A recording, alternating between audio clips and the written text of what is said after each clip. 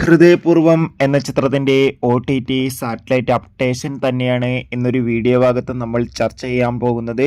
വീഡിയോയിൽ മുൻപേ video like ചെയ്യുക, ചാനൽ സബ്സ്ക്രൈബ് ചെയ്യാൻ വേണ്ടി ശ്രമിക്കുക.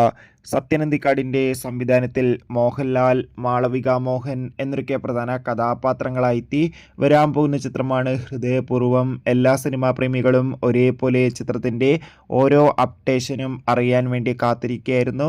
ചിത്രത്തിൻ്റെ ഒഫീഷ്യൽ ടീസറിനൊക്കെ മികച്ച അഭിപ്രായം തന്നെ സ്വന്തമാക്കാൻ വേണ്ടി സാധിച്ചിട്ടുണ്ടായിരുന്നു.